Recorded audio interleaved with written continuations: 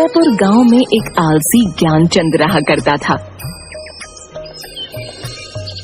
वह रोज सुबह उठता, पूजा करता, खाना खाता और सो जाया करता, जिसकी वजह से उसकी पत्नी बहुत परेशान रहा करती थी। एक दिन ज्ञानचंद भरी दोपहरी में अपनी झोपड़ी में सो रहा होता है। अरे अरे अब तो उठ जाइए जी। दैया रे दैया, आखिर कब तक यूं ही सोते रहोगे?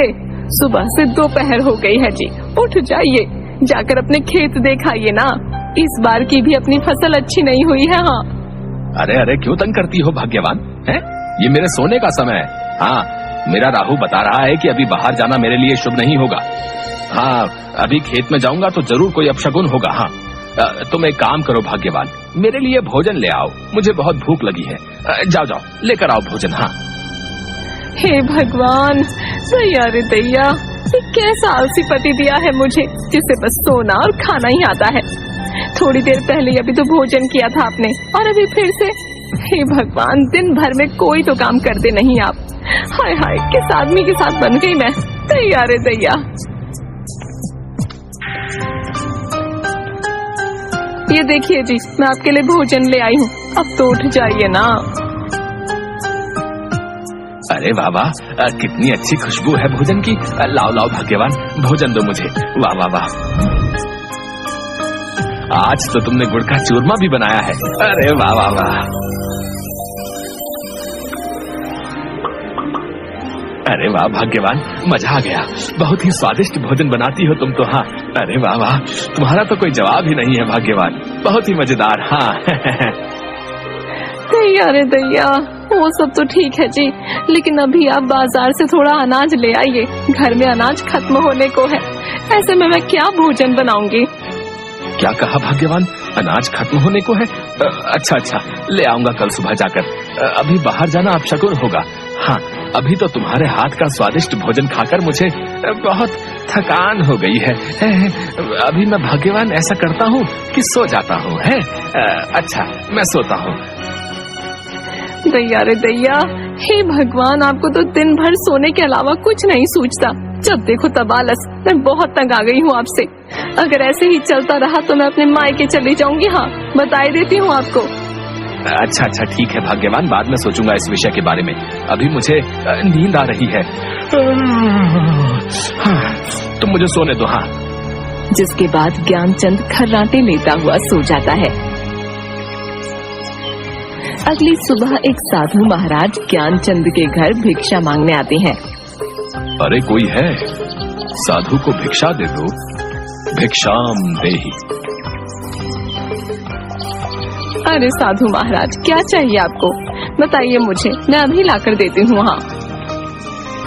बेटी, मैं काशी यात्रा से लौटा हूँ, मुझे बहुत भूख लगी है। अगर खाने को थोड़ा भोजन मिल जाता तो थोड़ी शांति मिलती बेटी। अरे हाँ हाँ, क्यों नहीं साधु महाराज, आइए आइए, हमारी झोपड़ी में आइए ना, मैं अभी आपके लिए भोजन लेकर आती हूँ। हाँ। अरे क्या हुआ भाग्यवान, क्यों चिल्ला रही हो? अरे मुझे मेरी नींद से जगा दिया तुमने। आखिर किससे बात कर रही हो? अरे दैया रे दैया, उठ गए आप, ये तो चमत्कार ही हो गया। देखिए देखिए, काशी से साधु महाराज आए हैं हमारे द्वार पर। ज्ञानचंद साधु महाराज को देखकर थोड़ा खुश हो जाता है। अरे अरे माफ कीजिएगा महाराज जी, आइए आइए, आप अंदर आइए। वाह वाह वाह वाह, सुबह सुबह आपके दर्शन पाकर तो मैं धन्य ही हो गया। हाँ। जिसके बाद साधु ज्ञानचंद की झोपड़ी में आकर बैठ जाते हैं। अरे भाग्यवान, जल्दी से महाराज के लिए भोजन लेकर आओ। जाओ जाओ जाओ, जल्दी जाओ, जल्दी से लेकर आओ। जाओ जाओ। हाँ हाँ, मैं अभी भोजन लेकर आती हूँ। हाँ, साधु महाराज जी के लिए, बस मैं अभी गई, अभी आई। तभी ज्ञानचंद की पत्नी साधु के लिए भोजन से भरी थाली लेकर आती है। ये लीजिए महाराज, आप भोजन कीजिए। हाँ, कीजिए कीजिए, खाकर बताइए मेरे हाथों का भोजन कैसा लगा आपको।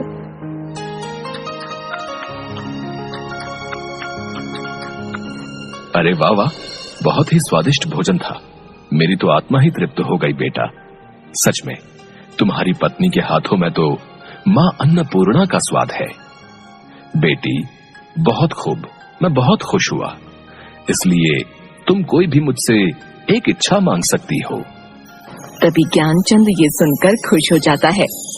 क्या सच में महाराज, आप मेरी एक इच्छा पूरी कर सकते हैं? अगर ये सत्य है महाराज, तो मुझे वरदान दे दीजिए कि मुझे जीवन में कभी कोई कार्य न करना पड़े महाराज। मैं पूरा जीवन आराम करके ही बिताना चाहता हूँ। हाँ। ये बात सुनकर साधु महाराज थोड़ा हैरान हो जाते हैं। ये तुम क्या बोल रहे हो बेटा? ये मनुष्य जीवन है। मनुष्य को अपना जीवन व्यतीत करने के लिए अपने दैनिक कार्य तो करने ही पड़ते हैं। तुम्हारी ये इच्छा सृष्टि के नियम के विरुद्ध है बेटा। महाराज, आपने कहा ना कि आप मेरी एक इच्छा पूरी कर सकते हैं, तो मैंने आपको अपनी एक इच्छा बता दी महाराज। अगर अब आपने मेरी इच्छा पूरी नहीं की तो यह आपके बोले गए शब्दों का अपमान होगा महाराज। हाँ। तभी ज्ञानचंद की ये बात सुनकर साधु थोड़ा सोच में पड़ जाता है। अच्छा तो ठीक है, अगर यही बात है तो हम तुम्हारी ये इच्छा अवश्य ही पूरी करेंगे। अब हम अपने शब्दों को वापस नहीं ले सकते हैं। हम तुम्हारी ये इच्छा अवश्य ही पूरी करेंगे।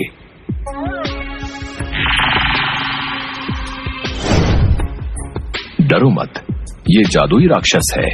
ये तुम्हारी हर इच्छा पूरी करेगा। तुम्हारी इच्छा है कि तुम जीवन में कभी कोई कार्य न करो, तो ये जादुई राक्षस तुम्हें कोई कार्य नहीं करने देगा। तुम्हें जो भी कार्य करवाना होगा ये जादुई राक्षस कर देगा। लेकिन याद रखना, इस जादुई राक्षस को तुम्हें हमेशा किसी न किसी कार्य में ही व्यस्त रखना होगा, क्योंकि जिस दिन इस राक्षस के पास करने को कोई कार्य नहीं होगा, ये तुम्हें ही खा जाएगा।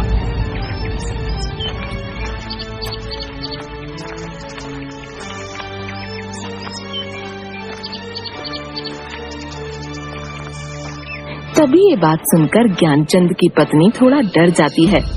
तैया रे तैया, नहीं, ये आपने क्या कर दिया जी? अपने आलस में आकर साधु महाराज से कैसी मूर्ख इच्छा मांग ली।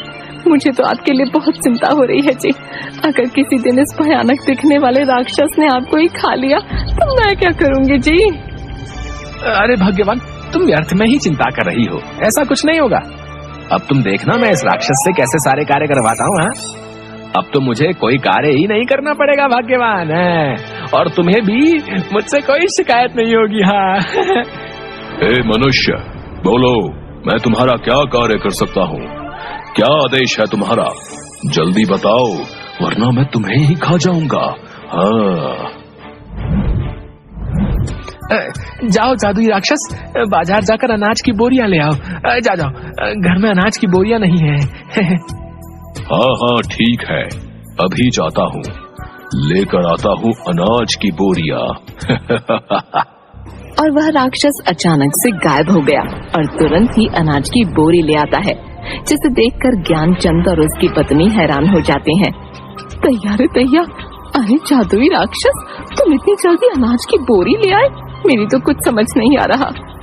मैं कोई साधारण राक्षस नहीं हूँ, बल्कि एक मायावी राक्षस हूँ। इसलिए जो भी तुम मुझे कार्य करने को दोगे, उसे मैं अपनी मायावी शक्ति से पल भर में ही कर दूंगा। अब बताओ, और क्या कार्य करना है, वरना मैं तुम्हें ही खा जाऊंगा। ज्ञानचंद थोड़ा सोच में पड़ जाता है। अच्छा, ठीक है, तुम यहाँ से मेरे खेत में जाओ और जाकर सिंचाई कर दो। जादुई राक्षस, जाओ। ठीक है, मैं तुम्हारे खेत की सिंचाई करके अभी आया। तैया, सुनिए जी, मुझे तो बहुत डर लग रहा है। ये जादुई राक्षस तो सच में बहुत भयानक है जी। अगर सच में इसने आपको कुछ कर दिया तो? अरे भाग्यवान, तुम देख रही हो ये कितनी जल्दी मेरा बताया हुआ कार्य कर देता है। देखो, अगर ये मेरे साथ रहा तो मैं सदैव आराम से जीवन व्यतीत करूंगा। हाँ, तुम चिंता मत करो, ये मुझे कुछ भी नहीं करेगा। हाँ, मैं हमेशा ही इसे कोई ना कोई कार्य देता ही रहूंगा। हाँ। तभी वो राक्षस फिर से आ जाता है। हे मनुष्य, मैं तुम्हारे खेत की सिंचाई कराया हूँ। तुम्हारे खेत की सिंचाई करके मुझे बड़ा ही आनंद आया, लेकिन अभी मुझे बहुत जोरों की भूख लगी है। जल्दी से मेरे लिए भोजन का प्रबंध करो, वरना मैं तुम्हें ही खा जाऊंगा। अरे नहीं जादुई राक्षस, तुम क्या बोल रहे हो? इन्हें कुछ मत करना, मैं भी तुम्हारे लिए भोजन लेकर आती हूँ। हाँ। तभी ज्ञानचंद की पत्नी राक्षस के लिए खूब सारा अलग अलग तरह का खाना लेकर आती है। सारा भोजन चटकर जाने के बाद, और भोजन लेकर आओ, जाओ, मुझे और भूख लगी है। जाओ मेरी भूख शांत करो। ज्ञानचंद और उसकी पत्नी दोनों ये सुनकर दुखी हो जाते हैं। अरे अरे, पूरे घर का राशन तो खा गया ये जादुई राक्षस, आखिर अब कैसे शांत होगी इसकी भूख। तभी उसकी पत्नी घर के बाहर लगे एक तुलसी के पेड़ के पास जाती है और बहुत बड़े पतीले में जिसमें खूब सारा दूध रखा होता है उसमें उन तुलसी के पत्तों को डाल देती है और उस दूध के पतीले को राक्षस के पास लेकर जाती है। ये लो जादुई राक्षस, इस दूध को पी लो, इस दूध से तुम्हारी भूख शांत हो जाएगी। जिसके बाद राक्षस सारा दूध पी जाता है और एक लंबी डकार लेता हुआ हाँ भाई, अब आया मजा, अब मेरी भूख शांत हो गई है। वाकई ये दूध बहुत ही स्वादिष्ट था। आनंद आ गया। अच्छा बताओ, अब क्या कार्य करना है तुम्हारा? जल्दी बताओ, वरना मैं तुम्हें खा जाऊंगा। अब ज्ञानचंद उसे कोई न कोई काम बता देता और राक्षस झट से कर देता। लेकिन एक दिन ऐसा आया जब ज्ञानचंद के पास उस जादुई राक्षस को बताने के लिए कोई काम नहीं था। ऐसे में ज्ञानचंद बहुत दुखी हो गया। अरे भाग्यवान, ये मैंने क्या आफत अपने गले में डाल ली है। उस राक्षस को मैं जो भी काम देता हूँ वो राक्षस उसे बहुत शीघ्र ही कर लेता है। आज तो मेरे पास उसे देने के लिए कोई काम भी नहीं बचा। अब ऐसे में तुम ही बताओ मैं क्या करूं? लगता है आज तो मुझे वो राक्षस खा ही जाएगा। हाय भाग्यवान, अब मैं क्या करूंगा? अब तो मैं तुम्हें छोड़कर उस राक्षस के पेट में जाने वाला हूँ। हाय हाय हाय। दैया रे दैया, आप चुप हो जाइए जी। मैंने आपसे कहा था वो जादुई राक्षस बहुत भयानक है, लेकिन आप चिंता मत कीजिए, मैं उस जादुई राक्षस को आपको कुछ नहीं करने दूंगी। हाँ, लेकिन आपको भी मुझसे वादा करना होगा, आज के बाद आप अपने सारे काम खुद ही करेंगे। हाँ।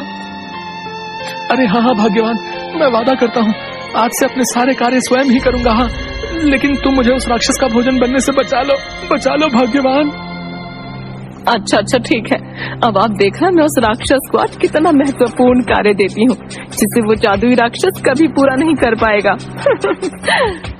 तभी वहाँ पर राक्षस आ जाता है और ज्ञानचंद से, हे मनुष्य, बताओ मुझे आज क्या कार्य करना है? जल्दी बताओ, वरना मैं तुम्हें ही खा जाऊंगा। अरे दैया, ओ जादुई राक्षस, आज मैं तुझे काम देती हूँ। मेरी झोपड़ी के पीछे एक मोती नाम का मेरा प्यारा कुत्ता रहता है। तुम जाओ और उस मोती की दुम को सीधा कर दो। जब तक उस मोती की दुम सीधी नहीं हो जाती तुम यहाँ वापस मत आना। हाँ। अच्छा ठीक है, मैं अभी जाता हूँ और उस मोती कुत्ते की दुम को सीधी करके अभी आता हूँ। अरे भाग्यवान, ये क्या काम दिया तुमने उस जादुई राक्षस को? तुम देखना, वो अभी मोती की दुम सीधी करके आता ही होगा। हाँ, अब तो वो मुझे खा ही जाएगा। हाँ। दैया रे दैया, आप भी ना बिल्कुल मूर्ख ही हैं। अरे भला कुत्ते की भी दुम कभी सीधी होती है? वो जादुई राक्षस मोती की दुम को कभी सीधा नहीं कर पाएगा। हाँ, और ना वापस यहाँ लौट कर आएगा। अरे वाह वाह वाह भाग्यवान, ये तो मैंने सोचा ही नहीं।